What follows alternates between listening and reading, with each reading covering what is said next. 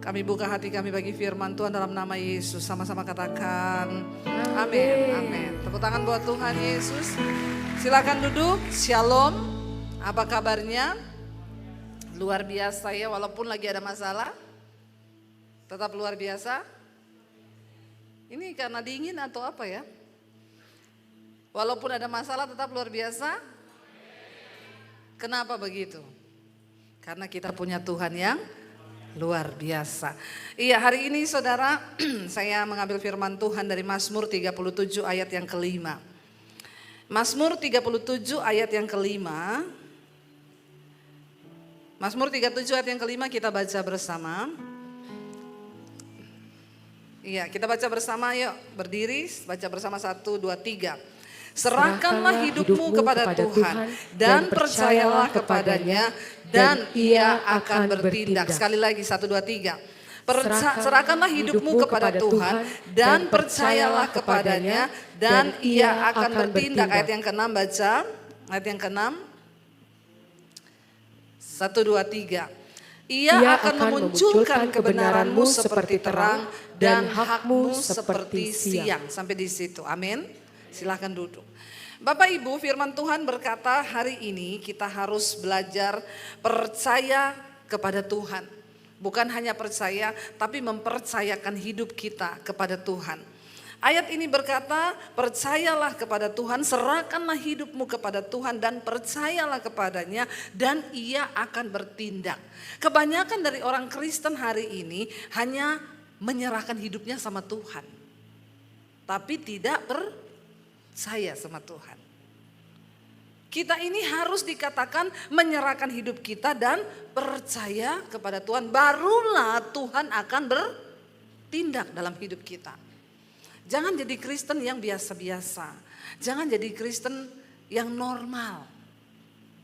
Ketika kita mau masuk lebih dalam lagi kepada Tuhan, kita mau lebih dalam percaya sama Tuhan, kita akan jadi orang yang bisa melihat ada begitu banyak hal yang Tuhan bisa kerjakan lewat hidup kita. Saya selalu bersaksi, ini saya lihat banyak anak muda di sini. Saya mengenal Tuhan Yesus tahun 95. Saya dari seberang, tapi saya haji. Waktu saya mengenal Tuhan Yesus, waktu itu saya mau bunuh diri. Karena saya melakukan banyak dosa. Dan memang yang namanya dosa itu enak kan? Hello?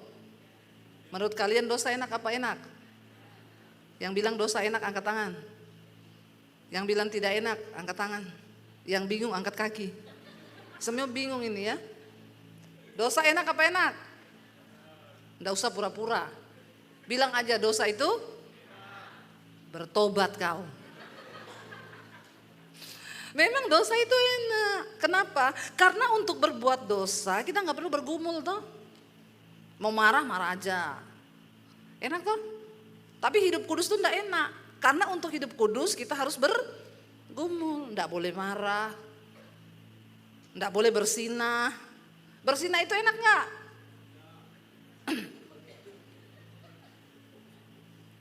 Enggak usah pura-pura lagi. Ya, karena iblis tahu kok. Bukan cuma Tuhan tahu, iblis juga tahu kok. Jadi percuma kita duduk diam di gereja. Kalau kita di luar sana melakukan dosa, Tuhan tahu siapa milik kepunyaannya dan juga setan tahu siapa milik kepunyaannya. Alkitab bilang ada begitu banyak saksi di sekeliling kita. Saksi yang pertama Tuhan, saksi yang kedua setan. Karena setan bisa lihat kita tapi kita tidak bisa lihat setan. Jadi setan itu ada di mana-mana. Saya mau tanya, sekarang ada setan enggak? Menurut kalian ada setan enggak sekarang? Ada. Coba lihat kanan kirimu, jangan-jangan dia setan. Ya, setan itu ada di mana-mana. Nah, ketika saya bertobat terima Tuhan Yesus, waktu itu saya mau bunuh diri. Dosa, upah dosa itu adalah maut. Orang yang hidup dalam dosa pasti mati. Maut bukan cuma mati, binasa. Ya, itu sudah. Nah ketika saya hidup melakukan dosa lalu iblis tuduh saya hidupmu udah hancur, masa depanmu hancur, mati aja kau bunuh diri. Lalu saya pikir iya ya bunuh diri itu enak selesai semuanya. Tapi Tuhan mengasihi saya Karena waktu itu saya bilang, Tuhan sebelum saya mati bunuh diri saya pengen ketemu Tuhan. Siapa Tuhan itu yang menciptakan saya? Siapapun juga Engkau Tuhan, asal Kau yang menciptakan saya pengen ketemu dengan Engkau. Dan hari itu saya dijamah Tuhan, saya terima Yesus sebagai Tuhan dan Juru Selamat dalam hidup saya. Saya mulai diubahkan Tuhan. Orang yang ketemu dengan Tuhan Yesus secara pribadi, hidupnya pasti berubah. Jadi kalau engkau berkata engkau mengikut Tuhan, tapi hidupmu gak berubah, maaf, kau belum ketemu Tuhan Yesus. Walaupun agamamu Kristen, tapi kau belum ketemu Tuhan. Namamu belum tercatat dalam kitab kehidupan. Karena orang yang ketemu Tuhan, satu ciri utamanya dia berubah. Dulu merokok, sekarang gak merokok. Amin. Ada yang merokok di sini? Nggak usah angkat tangan. Nanti kita baptis ulang, kita rendam 30 menit. Biar kau buka mata langsung di rumah Bapa di sorga. Lebih baik tubuhmu binasa tapi jiwamu selamat. Orang yang sudah kenal Tuhan Yesus berubah. Dulu bersinah, sekarang enggak lagi. Dulu free sex, sekarang enggak lagi. Dulu suka nonton film porno, sekarang enggak lagi. Anak-anak muda hati-hati loh. Hari-hari ini media sosial itu sangat menghancurkan. Ada begitu banyak nilai-nilai yang tidak sesuai firman Tuhan yang bisa masuk ke otak kita nih. Peperangan kita sedang ada di peperangan yang terakhir hari-hari ini. Lalu saya mengalami Tuhan Yesus, saya mulai berubah. Kenapa saya berubah? Karena saya baca Alkitab. Yang tiap hari baca Alkitab berapa banyak? Angkat tangan. Dapat sepeda loh di belakang. Sepedanya siapa enggak tahu, ambil aja tuh ada di luar. Firman Tuhan ini petunjuk kehidupan kita loh. Bagaimana mungkin kau bisa tahu rencana Tuhan atas hidupmu kalau kau enggak pernah baca Alkitab? Kristen tapi enggak pernah baca Alkitab. Bagaimana kau tahu rencana Tuhan atas hidupmu? Makanya orang Kristen itu sekarang banyak hidupnya kacau, ancur-ancuran. Karena gak ngerti kebenaran. Iblis lebih pintar Alkitab daripada kau. Bertobat loh. Kita baca Alkitab. Waktu saya baca Alkitab, Yesus berkata, di mana ada kebenaran, di situ ada kemerdekaan. Dan kebenaran itu akan memerdekakan kamu. Amin. Dosa apa yang sedang kau hidupi hari ini yang kau bilang sulit untuk keluar? Saya merokok, saya bersinah, saya ini homo. Ada yang homo di sini? Nggak usah angkat tangan lagi. Saya baptis di laut mati kau. Ngambang, nggak bisa tenggelam. Tulang lunak soalnya. Bertobat ya. Indonesia menjadi negara nomor 5 terbanyak LGBT hari ini. Nomor 5 di dunia loh. Udah main-main ini. Ya, karena orang kehilangan identitas. Tuhan menciptakan Adam dan Hawa. Bukan Adam dan Epen. Siapa itu? Tolong penguasaan diri ya. Iya saudara. Ini nomor 5 di dunia, ini tidak main-main ini. Jangan tertawa, kalian sedih loh. Ini dosa, ini orang-orang yang sedang menuju kepada kebinasaan. Dosa Sodom dan Gomora, mereka menukarkan persetubuhan yang wajar dengan yang tidak wajar. Laki-laki melakukan kemesuman dengan laki-laki. Cumi ketemu gurita. Itu aduh. Ya saya itu waktu pelayanan di Australia, saya dibawa jalan di satu tempat. Sepanjang jalan itu catnya pelangi-pelangi kan. Mereka bilang, Bu ini tempatnya LGBT, semua ini sepanjang jalan ini mereka kalau pawai itu di sini Bu. Terus saya cerita, di Indonesia kemarin baru ketangkep. 64 orang cowok melakukan kemesuman sama-sama di satu villa. Terus orang yang di Australia bingung, di Indonesia iya, hebat ya Indonesia ya. Di Australia yang pusat-pusatnya LGBT tidak pernah ada kasus begitu. Di Indonesia ini yang kayaknya diam-diam. Itu ketangkap terus pesta homoseksual bareng di villa. Makanya cewek-cewek ini sekarang kamu udah gak bisa dapat cowok yang six pack. Karena kebanyakan cowok six pack sudah punya cowok. Jadi yang tersiksa yang one pack itu saja. Tapi itu yang normal memang sih. Mengerikan hari-hari ini, tulang lunak berkeliaran, boti. Ketawa kau. Ya. Ngeri sekarang ini akhir zaman. Ya, kenapa itu bisa terjadi? Kesesatan terjadi di mana-mana. Nah, orang itu bisa percaya sama Tuhan. Serahkanlah hidupmu pada Tuhan dan percayalah. Itu artinya apa? Kita nih mempercayakan hidup kita sama Tuhan. Waktu saya bertobat, saya baca Alkitab. Dan kebenaran, yaitu Alkitab itu membebaskan saya. Saya mulai catat dosa-dosa saya. Waktu saya baca itu Galatia pasal yang ke-5. Karena barang siapa melakukan perbuatan daging, dia tidak mendapat bagian dalam kerajaan Allah. Karena perbuatan daging itu telah nyata: percabulan, kenajisan, hawa nafsu, nafsu jahat, iri hati, kebencian, dendam, amarah, perseteruan, pertikaian, roh pemecah belah. Itu semua ada dalam daging kita. Dan barang siapa melakukan hal-hal itu, dia tidak mendapat bagian dalam kerajaan Allah. Waktu saya lihat itu semua dosa ada dalam diri saya. Ya ampun, berarti saya ini orang yang tidak terdaftar. Kita ini semua, nanti nama-nama kita ini kan yang boleh masuk surga itu yang namanya tercatat di dalam kitab kehidupan. Ya, catat baik-baik ya. Namanya juga kitab kehidupan. Yang dicatat adalah kehidupan. Setiap jam dari hidupmu hari ini itu harus engkau pertanggungjawabkan di hadapan Tuhan kelak. Itu dicatat. Ada namanya Debbie Basir. Dia bertobat tahun 95 menerima Tuhan Yesus, waktu itu mau bunuh diri. Sejak hari itu dia menyerahkan hidupnya sama Tuhan. Tiap hari dia terus belajar untuk diubahkan, melakukan firman. Ada catatannya. Nah, kalau Tuhan mau catat kisah hidupmu, apa yang dia mau catat? Jangan sampai dicatat ada cowok namanya Epen, dia ini tulang lunak, boti. Lama-lama namamu dihapus dari kitab kehidupan itu. Karena tidak ada yang bagus satupun dari kisah hidupmu. Bertobat loh, bertobat. Bilang kanan kirimu, bertobat kau. Bertobat saudara. Akhirnya saya catat itu buku dosa saya catat, ya ampun. Semua kedagingan ada sama saya. Amarah ini ada. Lalu bagaimana saya berubah? Perubahan hidup itu gak terjadi begitu saja. Kita harus melekat sama Tuhan. Punya niat untuk sungguh-sungguh mau diubahkan. Tuhan, aku ini pemarah loh Tuhan. Alkitab bilang orang pemarah itu gak masuk surga. Ubahkan aku Tuhan jadi orang sabar. Tuhan, aku ini terikat film porno loh Tuhan. Aku tahu itu dosa Tuhan. Aku mau diubahkan. Begitu caranya. Karena firman Tuhan berkata, berbahagialah orang yang mengakui dosanya dan meninggalkannya. Tapi celakalah orang yang menyembunyikan dosanya. Karena itu akan membawa engkau pada kebinasaan. Akui dosamu. Dan minta ampun sama Tuhan. Setiap hari berusaha untuk hidup menyenangkan Tuhan. Lalu saya mulai berubah saudara.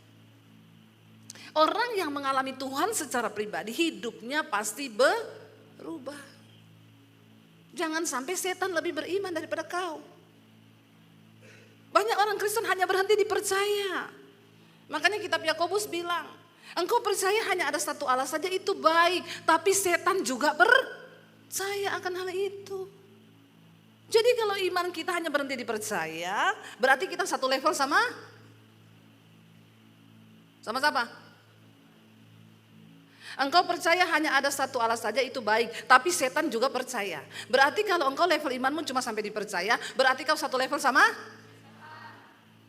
Bilang yang kenceng, sama? Biasa aja. Musuh setan. Ya, saya takut malah setan lebih rohani loh. Banyak ini orang Kristen ini, ya kelihatannya rohani, ternyata rohana. Bertobat saudara ya. Kita harus banyak memberi hidup ini bagi Tuhan. Ayo berubah, ayo mengalami perubahan. Ayo ngakui di hadapan Tuhan. Jangan berhenti di level iman percaya tok. Serahkanlah hidupmu kepada Tuhan dan percayalah kepadanya. Kita perlu menyerahkan seluruh hidup kita, baru belajar untuk percaya sama Tuhan. Maka dikatakan dia akan bertindak. Tuhan gak bisa bertindak kalau engkau cuma percaya. Dia tunggu engkau menyerahkan hidupmu, masa depanmu, jodohmu. Ya, ini yang belum menikah berapa banyak? Tolong angkat tangan yang belum menikah. Kaum jombloers malam ini. Ya, tapi berbahagialah kalau kau belum menikah. Sudah Pak, turun tangannya sudah. Maksudnya dia supaya ada yang melihat toh, siapa tahu kan. Ketemu jodoh ya. Oh, enggak mau menikah. Oh, mau hidup selibat saja. Untuk Tuhan Yesus. Ya. Jadi bersyukur kalau kau belum menikah. Enggak apa-apa belum nikah, yang penting happy, amin. Daripada nikah tapi tidak. Emang ada yang begitu? Banyak toh. Makanya ini yang muda-muda. Kau bergumul. Mau menikah itu, kan jodohmu cuma satu toh. Yang terbaik dari Tuhan toh. Jadi kau enggak usah kebanyakan coba-coba. Gonta ganti pacar terus. Nanti ketemunya bukan tulang rusuk, tulang kaki. Kalau dapat tulang kaki sakit enggak? Sakit. Jodoh kita itu cuma satu yang terbaik. Tapi kau harus berdoa. Connect sama Tuhan supaya Tuhan kasih tahu rencananya. Lalu saya mulai berdoa, Tuhan kalau saya ada jodoh, Tuhan kasih tunjuk di mana jodohku. Ya, aku mau dapat yang terbaik. Karena alasan saya menikah bukan karena umur tua. Aku mau menikah untuk menggenapi rencana Tuhan atas hidupku. Jadi kalau laki-laki yang datang tidak menggenapi rencana Tuhan, mau menggagalkan rencana Tuhan, Tuhan dalam nama Yesus, halau dia daripadaku, amin. Coba yang perempuan-perempuan doamu begitu. Jangan murahan. Ya, gonta-ganti pacar, dibawa kanan kiri. Ujung-ujungnya kepengen kaya, menikmati semuanya. Akhirnya mulai jadi pelakor. Ditanya, ani-ani no, simpenan? Bertobat, jangan kau yes.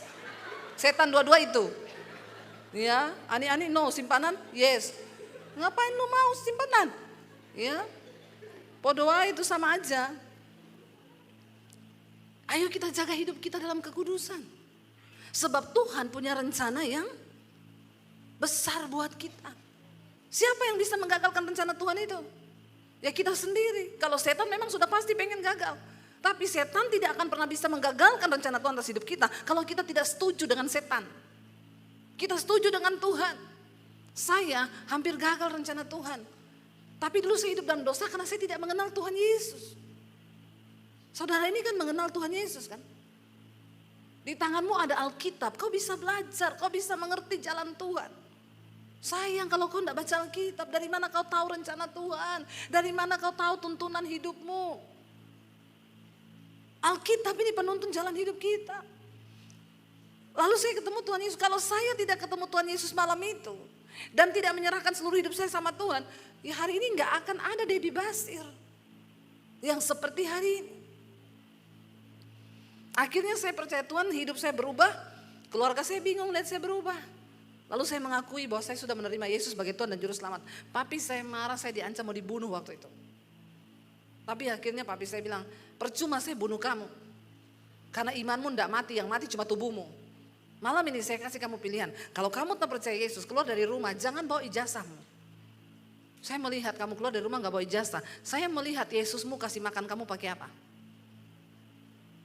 Pilihan yang berat buat saya. Saya keluar dari rumah malam itu. Kenapa saya keluar dan memilih Tuhan Yesus? Karena saya sudah mengalami Tuhan secara pribadi. Orang yang mengalami Tuhan secara pribadi tidak mungkin meninggalkan Tuhan. Entah apapun alasannya. Apalagi cuma masalah jodoh. Ya, saya sudah berdoa Bu, minta Paulus, Yohanes, Petrus dikirim, Yakobus, yang datang Zulkifli. Jangan. Ya, mending kau tidak nikah daripada kau tinggalkan Tuhan Yesus. Akhirnya hidup saya berubah. Saya dipulihkan Tuhan. Saya gak bisa tinggalin Yesus karena Rasul Paulus bilang tidak ada satupun yang bisa memisahkan aku dari Kristus. Ketika kita ini mau bayar harga, percaya sama Tuhan, ada upah bagi orang yang sungguh-sungguh mengasihi Tuhan. Saya tetap bertahan karena saya sudah merasa Tuhan ubahkan saya. Paulus bilang tidak ada satupun yang bisa pisahkan aku dari kasih Kristus. Apakah itu kelaparan, aniaya, ketelanjangan, tidak ada satupun. Karena Yesus, pengenalan akan Kristus Yesus lebih mulia daripada segala-galanya. Dan saya mengalami itu, saya tinggalkan keluarga saya. Saya mulai berubah. Saya diusir dari rumah. Saya tinggal di kos-kosan, nyuci baju, nyuci piring anak-anak kos supaya bisa tinggal gratis. Mau cari kerja nggak punya ijazah. Saya berdoa, Tuhan, apa yang Tuhan mau dari hidup saya? Saya ini cuma pengen kenal Tuhan Yesus. Tapi kenapa saya begitu susah seperti hari ini? Dan akhirnya Tuhan bawa saya untuk masuk sekolah misi Alkitab. Lalu saya belajar di sana dan akhirnya saya dikirim ke kota Solo dan saya ketemu suami saya di Solo. Tuhan kasih yang terbaik. Ya, enggak usah tentuin gantengnya seperti apa karena Tuhan tuh tahu yang seimbang, amin. Kadang-kadang orang juga nggak nikah-nikah karena tidak seimbang. Doanya salah. Udah tahu wajahnya SNI mintanya yang standar USA. Ya pasti kamu nggak nikah-nikah kalau begitu. Salah berdoa itu. Kalau muka pas-pasan gak usah berdoa yang kayak Ari Wibowo. Kejauhan. Saya berdoa waktu itu Tuhan yang takut Tuhan yang menggenapi. Kami berdua ketemu di gereja. Ya, kita ketemu di gereja. Lalu kita menikah. Saya bilang sama suami saya ini gak cari pacar. Saya cari calon suami. Jadi kalau kamu serius, ayo kita nikah. Suami saya bilang, saya ini gak punya uang, keluarga saya lagi bangkrut, papanya pengusaha tapi bangkrut. Saya bilang, emang siapa bilang nikah itu butuh uang? Pernikahan yang terpenting itu pemberkatan, bukan resepsinya. Banyak orang utang untuk resepsi. Habis pesta, stres, bayar utang. Jangan memaksakan diri melampaui, itu akan bikin hidupmu susah. Seringkali orang Kristen itu masuk dalam persoalan karena dia sendiri yang mencobai Tuhan. Saya bilang sama suami saya, kalau kamu gak ada duit, gak usah. Kita yang penting pemberkatan di gereja didoakan. Makan aja sama sesama pengerja, yang penting ada yang tahu. Tapi Tuhan kasih yang terbaik. Ada orang akhirnya biayai kami menikah. Di gedung besar, di tengah kota. Lalu kami mulai melayani Tuhan sampai hari ini. Saya punya 3 orang anak, yang besar sekarang umur 24, 22 dan 20 yang paling kecil. Masih kuliah yang kecil. Saya melihat bagaimana Tuhan bekerja, bagaimana Tuhan berkarya. Dan ketika pandemi saudara, secara manusia ya itu tadi, apa yang bisa saya lakukan dengan tanpa ijazah? Bahkan mungkin untuk lamar pekerjaan di gereja ini kan pasti ditanya ijazahnya apa kan? Nah, apa yang bisa terjadi buat saya kalau saya itu gak punya ijazah? Tapi hari ini saya mau bilang, Tuhan melakukan banyak perkara besar lewat kehidupan kami berdua dalam pernikahan. Karena dari awal saya menikah untuk menggenapi rencana Tuhan. Ya makanya Tuhan itu pilih saya jadi YouTuber, karena gak ada ijazah saya.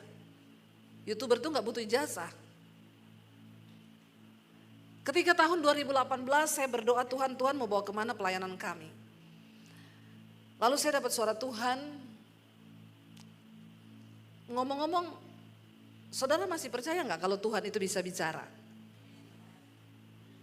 Tuhan itu bisa bicara loh. Dia hidup dan dia selalu mau membagikan semua rencananya atas hidup kita. Jadi kalau kita gak bisa dengar Tuhan bicara, yang salah itu kita. Tuhan masih bicara seperti halnya dia bicara kepada nabi-nabi zaman dulu. Dia bicara kepada hamba-hambanya. Dan dia punya rencana yang spesifik atas kita pribadi-pribadi. Yang itu kita gak bisa wakilkan orang lain berdoa. Ya, selalu datang sama pendeta, Pak doakan dong untuk apa? Untuk rencana Tuhan dalam hidupku. Rencana Tuhan atas hidupmu tidak bisa diwakili oleh siapapun. Engkau harus datang sendiri cari Tuhan. Alkitab berkata, Tuhan itu memberitahukan rencananya kepada orang-orang yang bergaul karib dengan dia. Makanya ada kadang anak muda datang, Bu doain saya Bu, ini saya bawa pacar saya. Doain apa ya? Ibu tolong tanya Tuhan, pacar saya ini dari Tuhan atau bukan? Jadi kalau ada yang begitu juga saya bercandain, lihat ke sini, tatap mata saya. Kamu pikir saya ini dukun? Ya, kamu berdoa sendiri, saya nggak mau jawab nanti kalau udah nikah, terus berantem terus nanti ngomong saya, ini dulu Bu Debbie bilang jodoh dari Tuhan loh. Tidak ada satupun hamba Tuhan yang bisa kasih tahu rencana Tuhan atas hidupmu selain engkau berurusan pribadi dengan Tuhan. Cari Tuhan. Lalu saya berdoa, Tuhan mau bawa pelayanan saya kemana? 2018. Tiba-tiba saya dapat suara Tuhan begini, ambil alih dunia media untuk pekabaran Injil. Saya nangis waktu itu dalam hadirat Tuhan. Lalu saya bilang ke suami saya, aku dapat begini, Tuhan bilang ambil alih dunia media untuk Injil. Artinya apa? Suami saya bilang, oh itu berarti TV media. Ya udah, berarti kita gimana? Saya belum tahu YouTube waktu itu. Ada media, yuk kita pergi tanya di media. Ada salah satu media yang besar di Jakarta. Itu media yang menayangkan beberapa khotbah juga. Kami datang ke sana, dia bilang, oh bisa, ibu mau tampil di TV kami? Ya bisa, ibu syuting minimal 10 episode. Satu episode itu bayarnya 6 juta.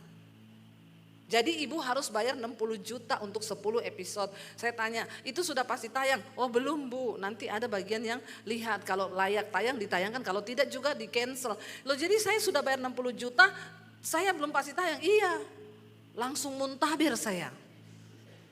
Ya, muntabir itu mundur teratur tidak berkabar. Muntabir. Ya, enggak saya kasih kabar lagi. Pertama saya dapat uang 60 juta dari mana? Hari itu nggak ada duit saya. Yang kedua belum pasti tayang. Tapi saya bawa terus visi itu. Sampai satu kali saya khotbah di Bali. Saya dengan mami saya janjian ketemu keluarga. Saya lihat di situ ada orang syuting saudara. Pakai kamera. Produsernya duduk di samping meja saya tanya, Pak ini lagi syuting buat apa? Oh kami mau bikin TV bu, di mana? Di YouTube. Oh emang YouTube itu apa? Oh sekarang artis beralih ke YouTube semua 2018. Oh, wah saya exciting tuh waktu dia jelasin. Saya bilang berarti saya juga bisa ya. Iya ibu punya konten apa mau bikin YouTube? Orang yang bikin YouTube itu yang ada konten. Saya bilang biasa aja careless. Kenapa emosi ya? Sekarang channelnya dia udah tutup. Padahal saya belajar dari dia. Saya pulang saya ngomong ke suami saya aku tahu yang Tuhan mau, kita bikin YouTube. Suami saya bilang, apa lagi ini ya? Tapi yang Tuhan suruh, karena Tuhan bilang gini, aku akan memberkati engkau dengan tuaian bangsa-bangsa, bahkan berkat bangsa-bangsa. Kami akhirnya mulai bikin channel YouTube. Waktu itu cuma syuting pakai handphone, pakai iPhone udah cukup. Cari-cari lighting pakai matahari. Lalu saya mulai tayang khotbah. Khotbah yang benar-benar menjadi penjangkauan bagi banyak orang, itu salah satu khotbah saya, nanti saudara cari di YouTube. Yang judulnya Akibat Dosa Tersembunyi. Wah itu orang konseling, saya taruh nomor handphone saya. Itu orang konseling cerita terbuka tentang dosanya, saya mulai doakan. Mulai dari jemaat, homo, sekarang udah dilepaskan, dia udah nikah sama perempuan. Mereka terbuka, cerita dosanya, karena itu akibat dosa tersembunyi. Nanti kalian wajib tonton itu. Kalau mau konseling hubungi nomor telepon saya di bawah ini. Karena seringkali orang ada dosa tapi dia gak berani ungkapin. Tiba-tiba datanglah pandemi. Kita kan gak pernah tahu kalau mau ada pandemi 2020. Tapi Tuhan udah kasih bocoran sama orang-orang yang sungguh-sungguh mencari hatinya. Pandemi datang, gereja tutup, gak bisa ibadah. Orang Kristen bingung cari. Waktu pandemi channel saya baru 50.000 subscribe-nya. Ketika pandemi datang, gereja tutup, channel saya naik 1 hari nambah 1.000 subscribe tiap hari. Wow enggak? Itu Tuhan. Itu Tuhan. Hari ini hampir 1 juta channel saya subscribe-nya. Semua karena anugerah Tuhan. Dan benar-benar Tuhan menggenapi. Di tengah masa pandemi, saya mulai orang konseling. Setelah pandemi, saya diundang pelayanan ke Amerika, ke Australia, ke bangsa-bangsa. Siapa saya? Orang yang dulu mau bunuh diri karena hidup saya hancur. Hari ini, Tuhan bisa pakai saya untuk menjadi penginjil, bukan cuma di Indonesia, tapi di seluruh dunia. Bahkan hari ini lihat pelayanan kami bisa bangun sekolah misi di Bandungan, Semarang. Kalau ada di antara saudara yang mau jadi misionari, datang ke sekolah kami. Gak punya duit, gratis, nanti kabari saya. Karena visi yang kami dapat dari Tuhan. Tuhan tuh bilang, persiapkan penuai di akhir zaman. Karena tuaian banyak, tapi penuai sedikit. Untuk bisa jadi penuai, kalian gak perlu jadi pendeta dulu. Nggak usah mau jadi pendeta semua. Nanti saya banyak saingan. Ayo, serahkan hidupmu. Dibentuk Tuhan, dipakai Tuhan. Kita nggak perlu jadi pendeta dulu baru mau jadi penuai.